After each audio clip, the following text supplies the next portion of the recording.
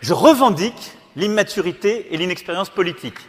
Pour être qui ministre, qui Premier ministre, qui Président de la République, il faut être député, il faut se faire élire député.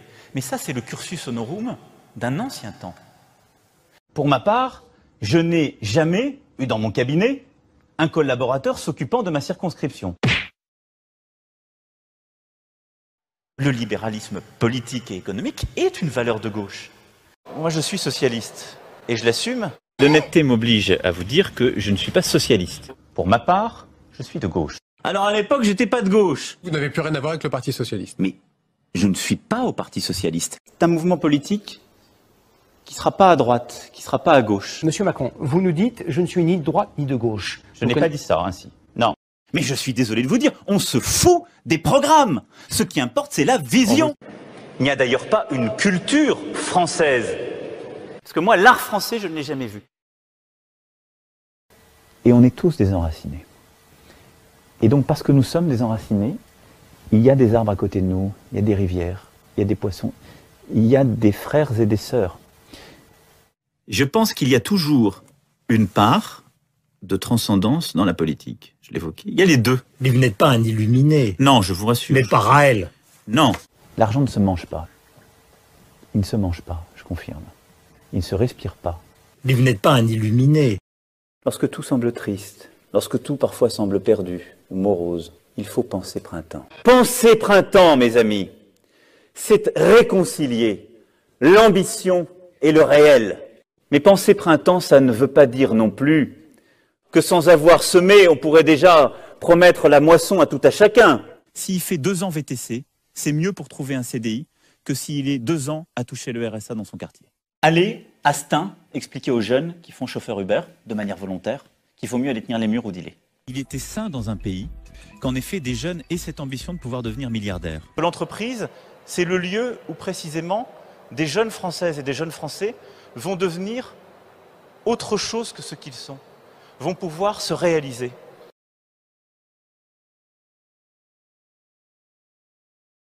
Et la vie d'un entrepreneur, elle est bien souvent plus dure que celle d'un salarié, faut jamais l'oublier, parce qu'il peut tout perdre, lui. Et donc c'est cette république contractuelle à laquelle je crois. Je suis favorable à ce que la loi prévoit de mener une négociation qui puisse en effet conduire à majorer beaucoup moins, voire pas du tout, les heures supplémentaires. People do think that we need reform.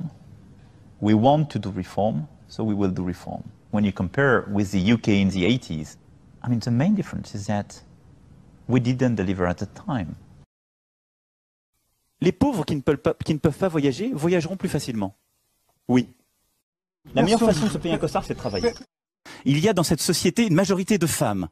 Il y en a qui sont, pour beaucoup, illettrés. Je pense que si j'étais chômeur, je n'attendrais pas tout de l'autre. La conclusion, c'était d'en tirer les conclusions. Parce que c'est notre projet!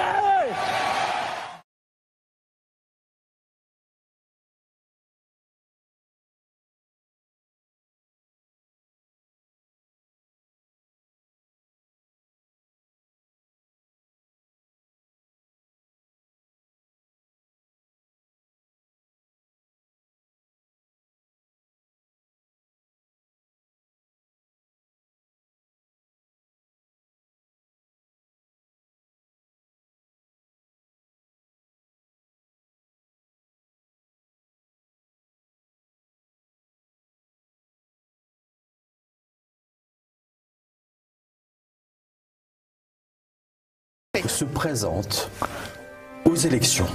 C'est un banquier pourri qui n'a pas vu la crise arriver. Toute cette crise des subprimes, il en fait partie, il l'a créée, il fait partie du système et maintenant il vient nous expliquer comment on va en sortir et comment il va rendre les Français un peu plus... Et qu'il est le candidat du travail. Il nous prend pour des crétins. À la fin décembre dernier, M. Patrick Buisson, qui était proche de Sarkozy, expliquait à qui voulait l'entendre qu'on allait voir ce que l'on allait voir, que M. Fillon allait s'effondrer et que l'on aurait un deuxième tour entre Mme Le Pen et M. Macron afin d'élire M. Macron. Voilà la façon dont raisonne l'oligarchie qui a décidé de mettre un pantin à la tête de l'État en France, quelqu'un qui a 39 ans, dont le passage à Bercy a été une catastrophe, on n'en parle pas assez, qui fait des réunions qui sont des chefs-d'œuvre d'escroquerie. J'ai vu qu'il fait passer des clips où on voit comme ça en message subliminal passer Zola ou Charles de Gaulle. Monsieur Macron ose se prévaloir de Charles de Gaulle. C'est abject, voilà.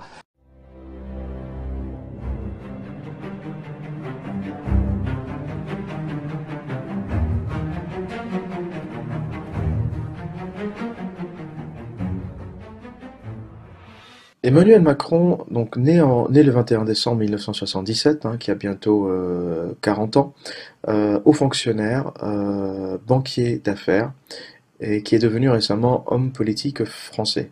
Il est inspecteur des finances, il est banquier d'affaires chez les Rothschild. On n'est pas vraiment à la gauche de la gauche. Là, pour un socialiste, débarquer directement des Rothschild pour gérer les affaires de la France, c'est encore pour un gouvernement socialiste assez surprenant. Et secrétaire général adjoint du président de la République entre 2012 et 2014, et ministre de l'économie et de l'industrie depuis 2014. Et je me suis demandé comment un inconnu a pu avoir une ascension aussi fulgurante sans avoir fait ses preuves de façon électorale, sans avoir été élu. Emmanuel Macron a été présenté à François Hollande par Jacques Attali. Jacques Attali sur la gauche, donc qui est un ami d'Emmanuel Macron, a été présenté. Donc Macron a été présenté à François Hollande par Jacques Attali comme étant un jeune homme brillant et qu'il fallait absolument embaucher. Jacques Attali a toujours été un peu l'homme de l'ombre, tout gouvernement confondu. Il était déjà conseiller de François Mitterrand. Il a été sous Sarkozy. Vous savez, Sarkozy l'a appelé pour faire le fameux rapport sur la libération de la croissance. À chaque fois, on l'appelle pour faire des trucs comme ça, et il nous fait un petit livre qui n'a absolument aucune valeur, un livre ou une étude. Pire que ça, Jacques Attali va aussi dire que non seulement Emmanuel Macron est le candidat idéal pour 2017, mais il dit aussi sur BFM TV qu'il connaît la prochaine candidate, qu'il connaît peut-être la prochaine présidente française au-delà de 2022. Il a déjà repéré des talents, et il sait très bien où on va et qui on va élire. Donc c'est vrai que je suis très, très proche d'Emmanuel, c'est un garçon très brillant. J'ai eu le privilège dans ma vie d'être en situation de mettre le pied à l'étrier à pas mal de jeunes. Je crois qu'Emmanuel Macron a tout à fait le talent pour être un présidentiable. Je dirais même plus loin. Je crois que je connais celle qui viendra après lui. Autre chose, il lance sa campagne et il lance aussi une espèce pas de sondage d'opinion, mais une marche qui est censée prendre la température du peuple français. Donc ça s'appelle les marcheurs d'Emmanuel Macron, qui ont pris la route à travers toute la France et qui vont comme ça remonter les informations à Emmanuel Macron, et comme ça il pourra avoir une idée de l'état de la France. Alors c'est assez surprenant pour quelqu'un qui est à la tête de Bercy, qui a avec lui les services secrets français, qui a avec lui toute l'administration des impôts, l'administration fiscale, et qui fait appel à des petits jeunes pour marcher en France et avoir une idée pour se faire une idée de l'état de la France. C'est complètement hilarant, c'est complètement débile, et il n'a pas informé le président de la République de cette initiative. Cet entretien, pour moi, a été la révélation immédiate. Ce jeune trentenaire avait pas seulement des capacités intellectuelles littéralement extraordinaires. Je lui ai dit, écoute, ne cherche pas plus loin, considère que tu es fait associé dans cette maison. Ça, on apprend vraiment l'art de la négociation. On est amené aussi beaucoup, et ça c'est, j'allais dire heureusement ou malheureusement, utile en politique, communiquer, c'est-à-dire à raconter une histoire. Donc on y apprend d'une certaine façon aussi des techniques pas de manipulation de l'opinion, mais un petit peu.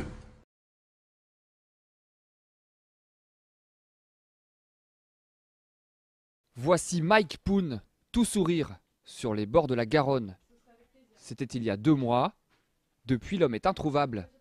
Il s'est volatilisé. Disparition embarrassante, car l'État vient de lui vendre l'aéroport de Toulouse. Les éléments d'information que j'ai, c'est qu'il n'y a aucune préoccupation sur la matière économique qui nous concerne. Ça ne remet pas du tout en cause les projets. À Toulouse, les opposants à la vente de l'aéroport ne sont pas de cet avis. Surtout que le richissime industriel chinois serait recherché dans son pays pour corruption. On apprend par la presse qu'un aéroport est vendu, on apprend par la presse que l'acheteur est en fait véreux, est en cavale, donc on est dans le grand n'importe quoi. À un scandale démocratique, ça s'ajoute peut-être maintenant un scandale tout simplement d'État. Aujourd'hui, beaucoup s'interrogent.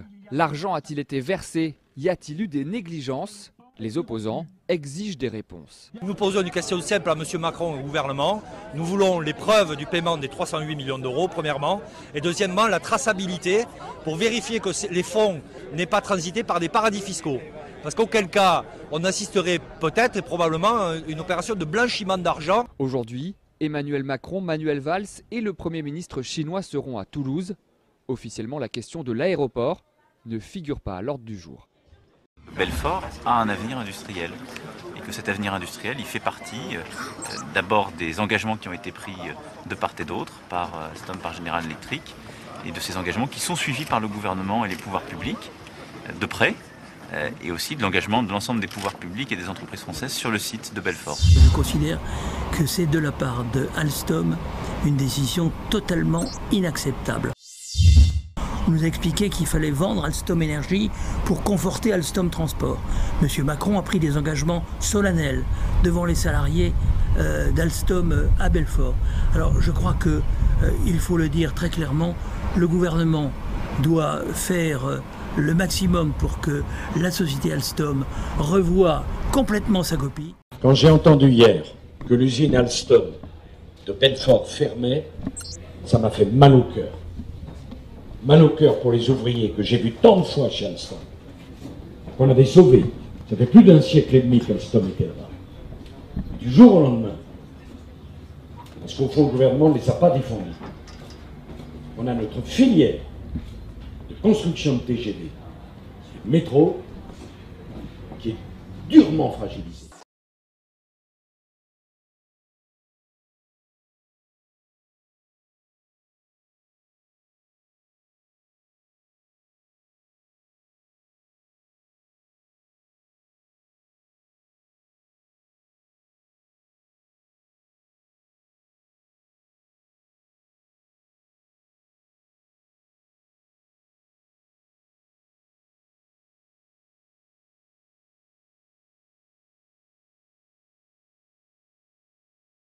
Devinez qui m'a écrit, oui, à l'hôtel de ville, Emmanuel Macron. Un courrier, alors j'en revenais pas. Monsieur Emmanuel Macron, vraiment c'est gentil de m'avoir écrit, mais votre courrier, il ne dit rien. C'est du blabla du début à la fin. Il n'y a pas une once de proposition politique. Et vous m'écrivez, pourquoi? Pour me demander, eh bien, de vous donner ma promesse de parrainage pour l'élection présidentielle. Ah ouais, mais non, en fait, ça va pas le faire. C'est juste pas possible que je vous parraine. Je vous explique pourquoi. De qui Emmanuel Macron est-il le nom? Eh bien, Emmanuel Macron, c'est le jeune énarque scribouillard qui a été notamment le rapporteur, enfin le rédacteur du rapport de monsieur Attali sous Nicolas Sarkozy. Vous savez, le rapport sur la libération de la croissance qui a permis la création du statut d'auto-entrepreneur et ensuite le développement des plateformes type Uber qui ont développé un esclavage moderne. Donc c'est hors de question. Ensuite, quand vous avez basculé chez François Hollande et que vous êtes devenu ministre, eh bien vous nous avez imposé vos lois Macron de déréglementation des métiers, mais aussi les lois, les mesures anti-écologiques comme les cartes Macron qui sont déjà en train de licencier. Mais c'est aussi l'imposition du travail du dimanche pour tout un tas de gens et surtout des femmes qui se retrouvent comme ça avec leur dimanche matin complètement brisé.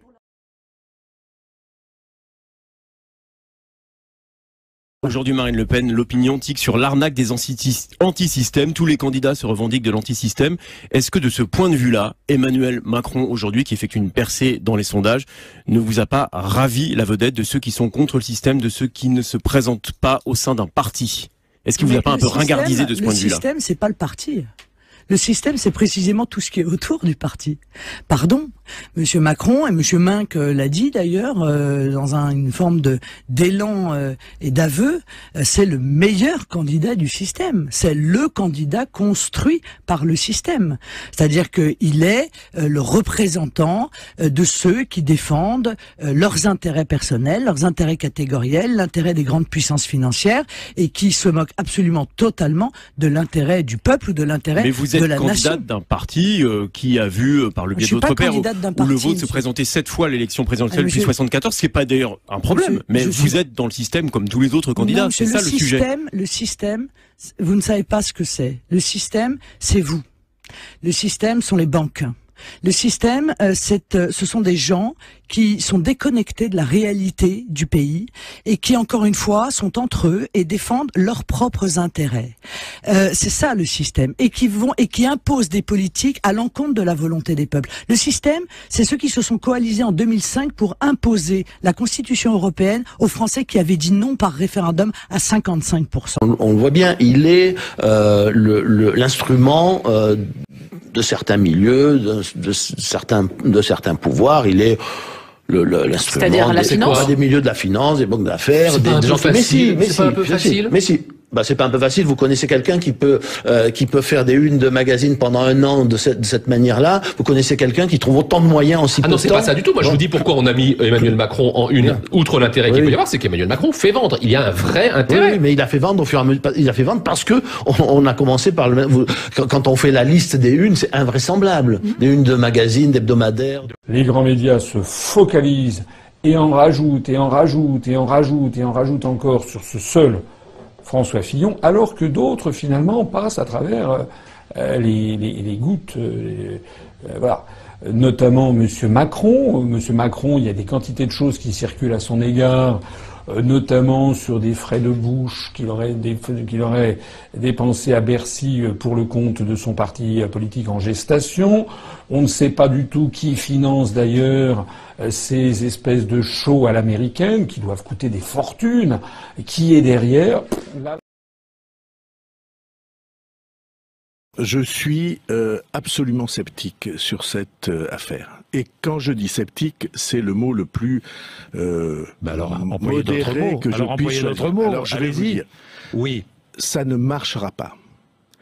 Et ça ne marchera pas parce que les Français vont voir exactement ce que cette démarche signifie, ce qu'il y a derrière tout ça. Et qu'est-ce qu'il y a derrière? Derrière cet hologramme, il y a une tentative qui a déjà été faite plusieurs fois de très grands intérêts financiers et autres qui ne se contentent plus d'avoir le pouvoir économique, ils veulent avoir le pouvoir politique. Qu'à travers Emmanuel Macron, ces grands intérêts financiers auraient le pouvoir. Et d'ailleurs, c'est très simple, posez-vous une question, pourquoi ces heures et ces heures de télévision en direct, pourquoi ces couvertures de magazines, pourquoi ces pages et ces pages de photographies couleur autour de sujets autour d'histoires qui sont, vous l'avouerez, assez vides.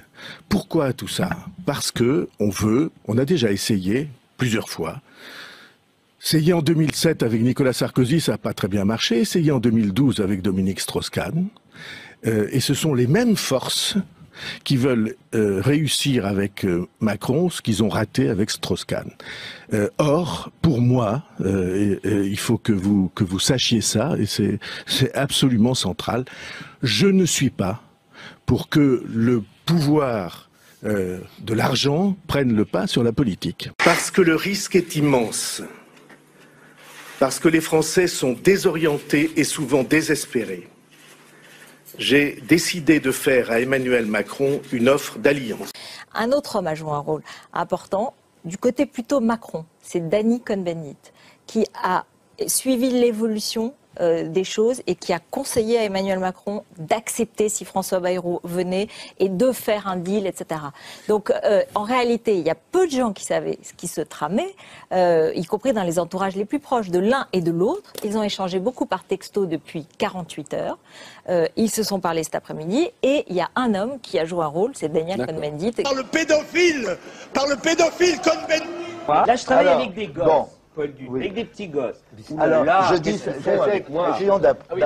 Qu'est-ce que c'est que les jardins d'enfants alternatifs? Je vais à 9 h du matin retrouver mes 8 petits gosses entre 16 mois et 2 ans. Je vais leur torcher le cul, je vais les chatouiller, ils me chatouillent, on se fait des papouilles. Vous savez, quand une petite fille de 5 ans et demi commence à vous déshabiller, c'est fantastique.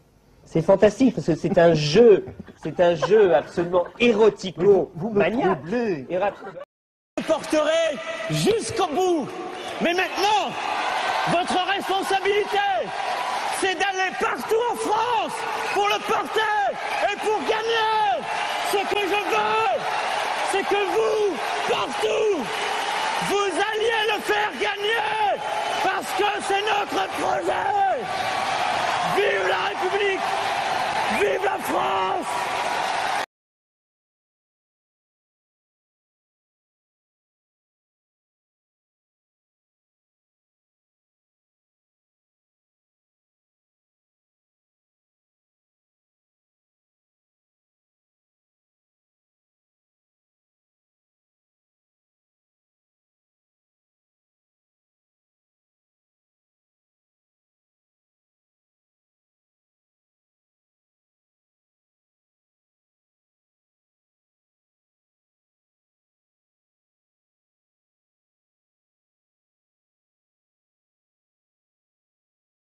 Moi, je suis là, vous savez, pour dire quoi aux Français?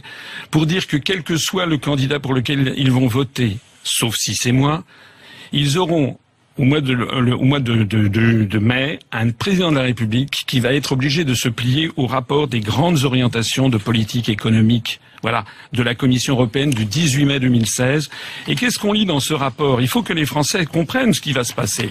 Dans ce rapport, on lit que la France est sommée d'augmenter la TVA, de baisser l'impôt sur les sociétés, de démanteler le droit du travail, de démanteler toutes les professions réglementées, les avocats, les notaires, les médecins, les pharmaciens, les experts comptables, les huissiers, j'en passe. Là, en vertu de ce rapport sur les grandes orientations de politique économique, alors ça, personne n'en parle, hein. J'ai fait une conférence de presse pour annoncer ma candidature il y a quelques jours. Personne dans la presse ne l'a repris. C'est pourtant fondamental. C'est à cette sauce-là que nous allons être mangés. J'invite les gens qui sont intéressés à venir sur notre site upr.fr pour découvrir également le démantèlement du droit du travail, la baisse des prestations chômage. Tout ça est exigé par Bruxelles et j'insiste, quel que soit le candidat, sauf si c'est moi qui veux sortir de cette affaire, il sera obligé d'en passer par là et par l'ubérisation de la société française, la précarisation générale des emplois. Merci François Asselineau.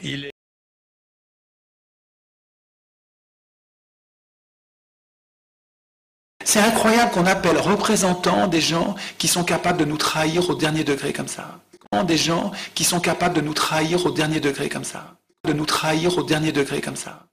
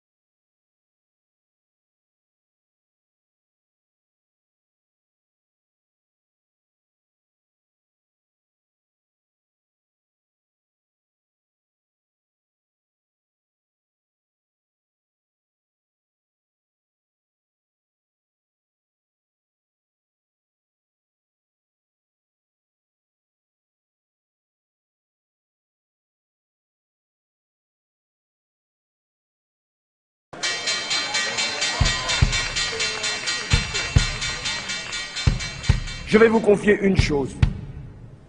Dans cette bataille qui s'engage, je vais vous dire qui est mon adversaire. Mon véritable adversaire. Il n'a pas de nom, pas de visage, pas de parti. Il ne présentera jamais sa candidature. Il ne sera donc pas élu. Et pourtant, il gouverne. Cet adversaire, c'est le monde de la finance. Paris, La Défense, 19 mars 2012. Parmi ces tours, le siège de la Corporate Investment Bank du Crédit Agricole.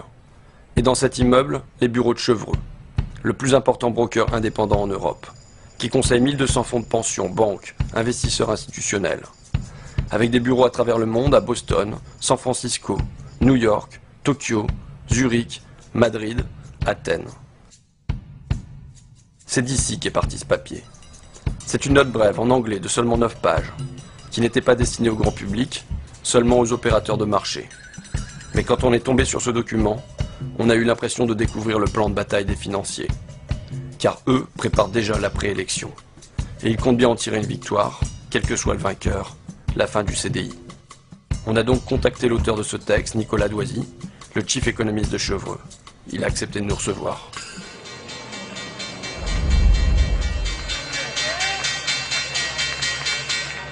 François Hollande va devoir déplaire soit au marché financier, soit à ses électeurs, puisqu'il est certain de ne pas parvenir à réconcilier les deux.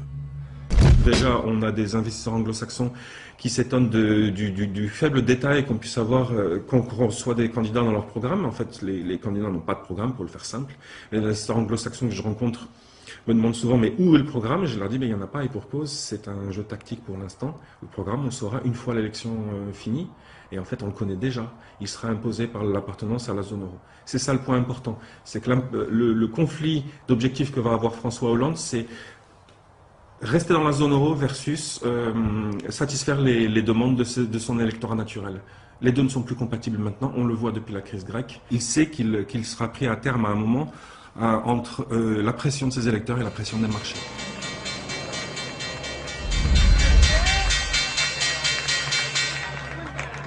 C'est regrettable pour François Hollande, mais la nécessité d'une libéralisation du marché du travail est le résultat direct d'une appartenance de la France à la zone euro. Aussi ne peut-on avoir l'une sans avoir l'autre. Vous vous dites non seulement François Hollande ne va pas tenir ses promesses électorales, mais en plus, c'est lui qui va devoir flexibiliser le marché du travail. C'est lui qui doit remettre en cause ce que vous appelez the famous CDI, le fameux CDI, contrat à durée indéterminée. Qui que soit le prochain président de la République française, c'est un travail qu'il va devoir faire, parce que tout simplement la pression des pairs dans la zone euro, la pression des pairs, c'est-à-dire de l'Italie, de l'Allemagne, de tous les autres pays. Quand vous regardez bien, l'Allemagne, au milieu des années 2000, a fait ce genre de réformes. L'Italie et l'Espagne sont obligés de les faire aujourd'hui, la Grèce aussi. Au nom de quoi la France pourrait-elle s'en dispenser? Ça revient finalement à réduire substantiellement l'ensemble de garanties dont bénéficient jusqu'à présent les titulaires de CDI notamment. Et donc à imposer plus de flexibilité aussi sur les travailleurs, les travailleurs français. Juste une question qui me vient comme ça. Vous êtes en CDI ou vous n'êtes pas en CDI, monsieur Doisy? Je suis en CDI, bien évidemment. Voilà.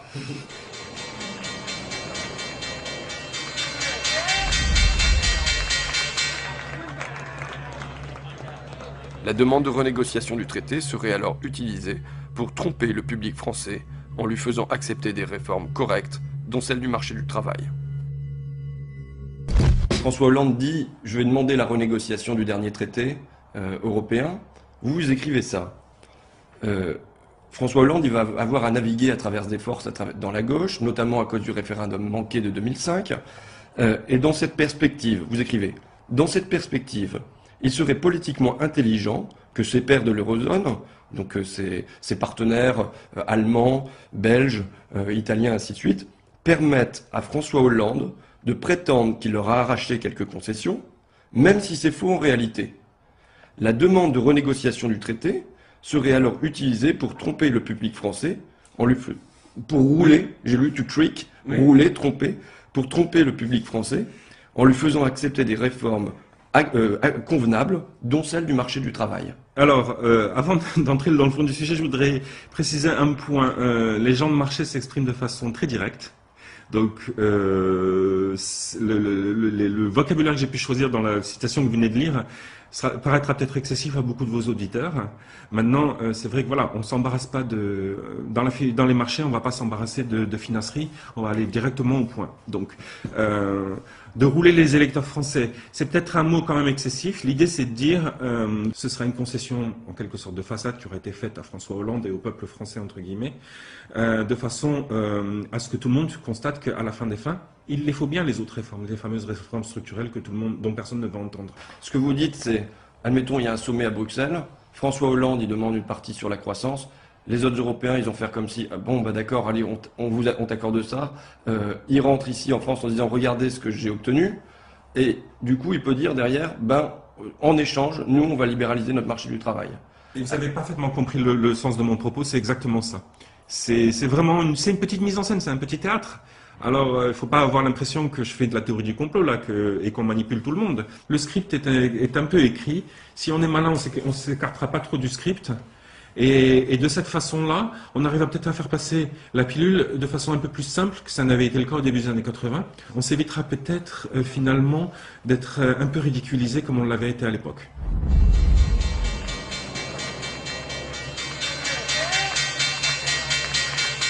La pression des marchés devrait être une incitation suffisamment puissante pour que François Hollande évite de jouer à des jeux stupides. Maintenant, il y a un danger qui se présente, c'est la semaine qui vient de s'écouler, en particulier le week-end qui vient de s'écouler. On voit que Mélenchon est vraiment en phase ascendante. On a bien entendu ce week-end François Hollande qui dit « Oui, croyez-moi, ça va être du sérieux ma renégociation du traité ». Et bien sûr, il est bien obligé, parce que avant de gagner le deuxième tour, ceux qui ont connu 2002 savent qu'il faut gagner le premier. Et quand on voit la montée en puissance de Mélenchon, ce qu'on se dit tout simplement, c'est qu'à partir de maintenant, il va bien falloir que Hollande commence à donner quelques gages à sa gauche. Et c'est là que ça va devenir un peu plus compliqué pour lui. Parce que les marchés vont commencer à comprendre, vont commencer à le sentir. C'est ça que je veux dire, c'est que le marché ne laissera pas passer de toute façon.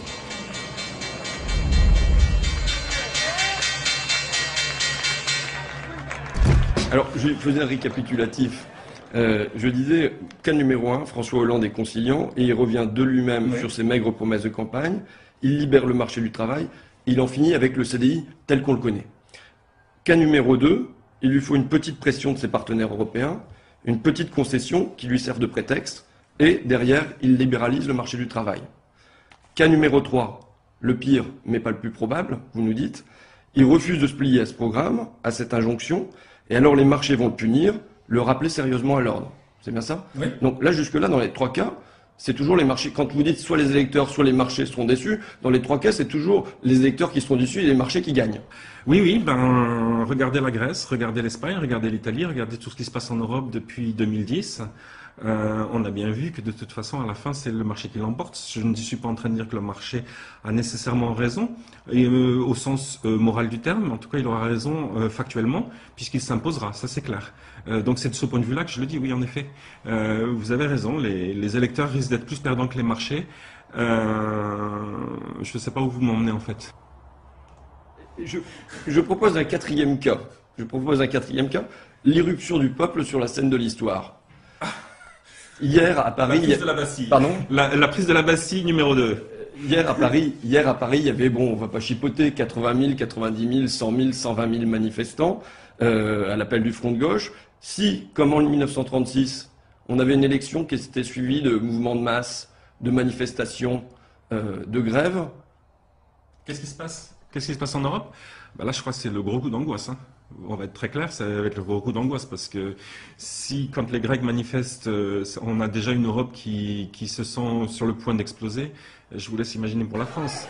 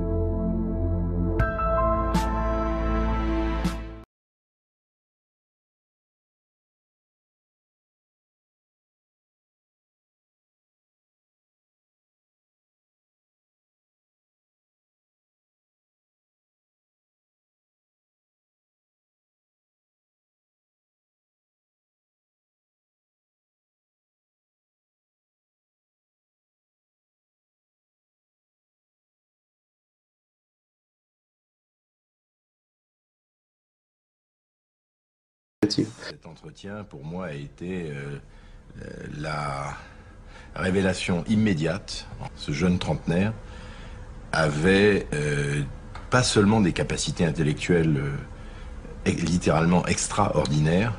Je lui ai dit, écoute, ne cherche pas plus loin, considère que tu es fait associé dans cette maison. Ça, on apprend vraiment l'art de la négociation.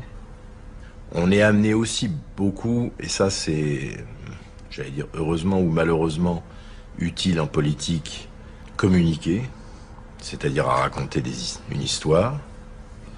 Donc on y apprend d'une certaine façon aussi des techniques pas de manipulation de l'opinion, mais un petit peu.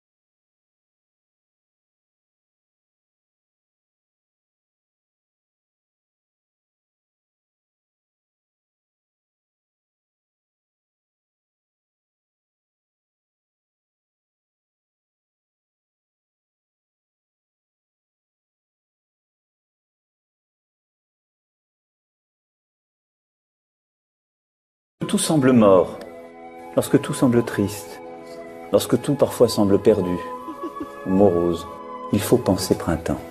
Non pas penser printemps pour s'émerveiller, mais penser printemps parce que, au moment même où cette désolation s'installe dans la nature, quelque chose se prépare qui est déjà là. Alors certains ne le voient pas, certains peuvent désespérer, mais le printemps revient, il est déjà là.